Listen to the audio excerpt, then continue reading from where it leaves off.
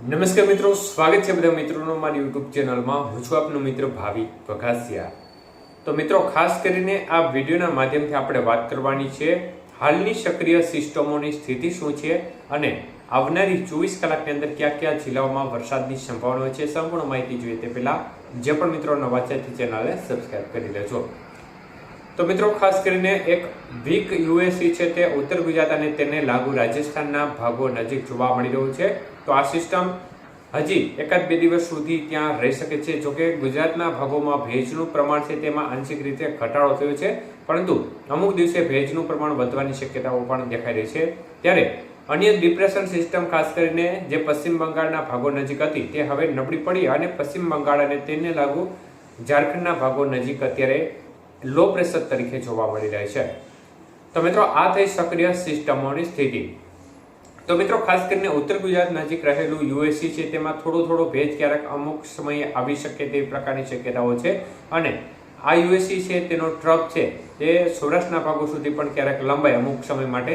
તો તે પ્રકારની શક્યતાઓને ધ્યાનમાં લઈ અને હજી જોઈએ તો આપણે આગામી ખાસ કરીને 17 તારીખ સુધી વરસાદની સંભાવના રહેશે, જેમાં વરસાદના વિસ્તારો છે તેમાં થોડી વધઘટ થતી જોવા મળી શકે છે.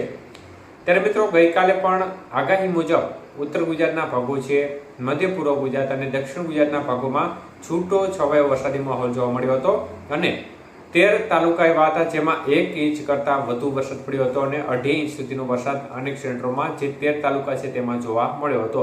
બાકીના જે તાલુકા અનેક સેન્ટરો છે તેમાં વરસાદની ગતિવિધિ છે તે 1 ઇંચ કરતાં ઓછી હતી.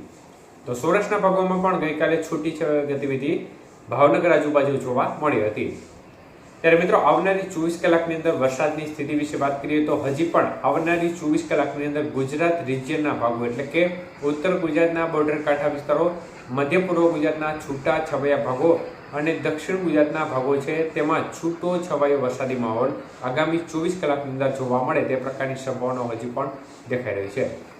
તો સૌરાષ્ટ્રના ભાગોમાં ખાસ કરીને આજે પણ અમરેલી, ભાવનગર, બોટાદ આજુબાજુ છૂટો છવાયો વરસાદી માહોલ જોવા મળે તે પ્રકારની શક્યતાઓ અત્યારે દેખાઈ છે. જ્યારે સૌરાષ્ટ્રના અન્ય ભાગો છે તેમાં વરસાદી ઝાપટાનું પ્રમાણ છૂટા છવાયા ભાગોમાં જોવા મળશે, જેમાં કાંઠા વિસ્તાર હશે તેમાં ઝાપટાનું પ્રમાણ થોડું વધુ રહી શકે છે, પરંતુ એટલું બધું પણ ખાસ વધુ નહીં રહે, પરંતુ છૂટા છવાયા ભાગોમાં એ ઝાપટા છે તે ચાલુ રહેશે. કચ્છના ભાગોમાં પણ તે પ્રકારે છૂટા છવાયા ઝાપટા સ્વરૂપે વરસાદની ગતિવિધિ જોવા મળે તે પ્રકારની શક્યતાઓ દેખાઈ રહી છે.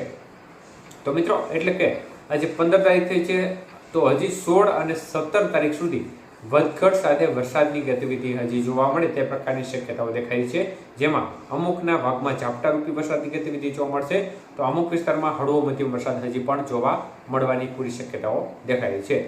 તો સૌરાષ્ટ્રના ભાગોમાં જો ટ્રફ છે યુએસી નો ઉત્તર ગુજરાત નજીક યુએસી છે અને જે લો પ્રેશર સિસ્ટમ છે તેનો ટ્રફ છે તે થોડો વધુ આગળ સુધી લંબાય તો આ સંજોગોમાં ગતિવિધિ થોડી વધી શકે છે સૌરાષ્ટ્રના ભાગો અને દક્ષિણ ગુજરાતના ભાગોમાં પણ, પરંતુ જો આવું બને તોની વાત છે.